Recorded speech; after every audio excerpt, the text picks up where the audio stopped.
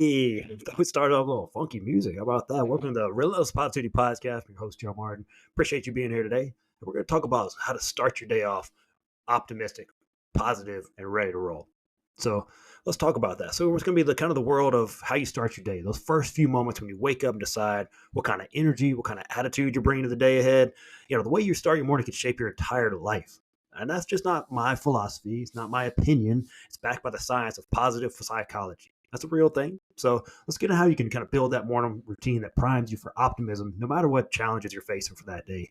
When you open your eyes each morning, you got a choice about how you're going to show up. One of my favorite people of all time, Dr. Martin Seligman, the father of positive psychology, showed us through his research that optimism isn't just a personality trait. You're not just born with it. It's a skill like anything else. Something you can build, something you practice. And you know what? The morning is a perfect time to put that into practice. So let's break down a few ways you can train your mind to possibility and see possibility and hope from the moment you wake up. And we've talked about this before, but start your day with gratitude. Gratitude is so powerful. Study after study has shown that it rewires our brain to notice and appreciate the good. And gratitude isn't just about saying thanks here and there. It's about training yourself to focus on what you have rather than what you don't have. So when you wake up, before your feet hit the ground, I want you to think of three things you're insanely grateful for. And I mean, really, really feel that gratitude. It could be something big like you, your family, your health, something small like the feeling of those warm blankets on a cold morning. But you really got to get in there. And what am I so thankful for right now? So why does this work? Why are we doing this? Seligman, we'll call him Seligman, Selly, friends call him, I think. His research found that gratitude creates a positive feedback loop in our minds. So when you actively look for things to appreciate, you're setting your brain up to find more of these things throughout the day. I like to tell people, hey, you get more of what you celebrate. Gratitude says to life, I'm ready to see the good in today, and it opens up these doors you didn't even know were there. Put it to the test. I'm telling you, try it. That's the first thing, gratitude. Number two, set an intention. We talked about it a little bit last week if you tuned in, but once you get your mind right, this is kind of this grateful space. It's time to set the intention. And it's not about another to-do list. It's about deciding who you're going to be today. Are you going to be patient? Are you going to be courageous? Are you going to show up with kindness? Pick one quality you really want to embody and be specific. Say it out loud.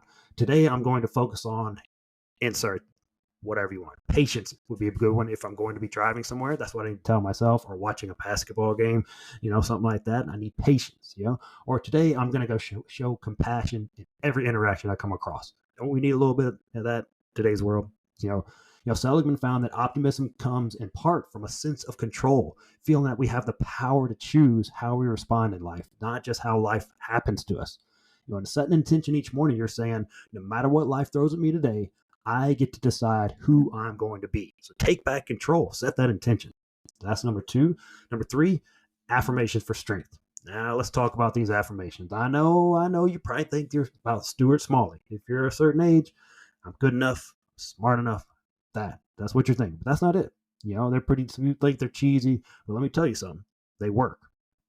Another one. Put this stuff to the test. Don't just hear this and talk bad about it. Put them to the test. I'm telling you. An affirmation is just a reminder of who you are and who you're becoming. It's saying I am capable, I am resilient, I am enough. Those are huge things that you need to have in your life.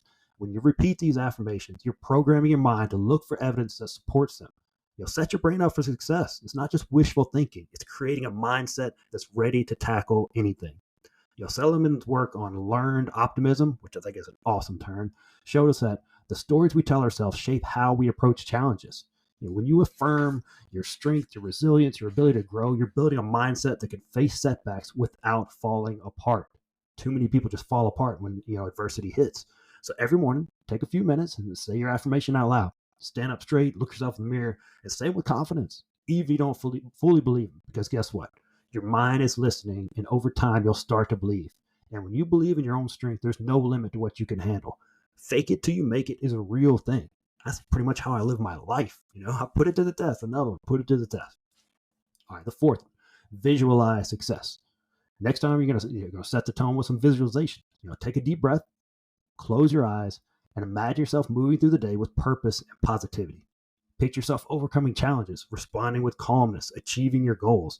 Seligman's research teaches that optimistic people don't ignore the reality of hard situations. They just visualize their own ability to handle these situations effectively. When you start your day by visualizing success, you're not pretending everything will be easy. You're training your mind to expect success, to expect growth. And when challenges show up, you've already rehearsed in your mind how you're going to respond, and it makes it that much easier. It's almost like role playing. If you've ever done any of that in sales or with your kids, role playing, it's like that for your brain. Next one, reflect on your purpose. Now spend a few moments reflecting on why you're here. It doesn't have to be a grand vision, but it can be as simple as reminding yourself of your commitment to growth or to serving others or to becoming a better version of yourself. Purpose is what gives optimism its backbone. That's where strength comes from in your optimism, your purpose. It's what makes you resilient. Because when you know why you're doing what you're doing, the how becomes easier. Every morning you have the opportunity to reset and realign. And here's the truth. Life won't always go as planned. There's going to be roadblocks. There's going to be setbacks. But with gratitude, intention, affirmations, visualization, and purpose, you're giving yourself the tools to face whatever comes your way with a spirit of optimism and strength. These are skills and tools you're going to use, not just letting life just kind of be random and expecting to show up, having a good day when all things are going to hell, right? So appreciate you joining me on this episode on building this mindset of optimism. So remember, you're not just waking up to another day. You're waking up to a chance to grow, to love, and to leave a legacy. I'm at that age now, man. I'm kind of thinking about my legacy. I'm about halfway through, probably. If things are going pretty well, I'll be up in my 90s. So I'm halfway through. Start your day with gratitude, lead with intention, and walk in purpose. That's how you live with optimism. That's how you rise above. Until next time, keep pushing, keep believing. Let's go out and make this a day to remember. Have an awesome week.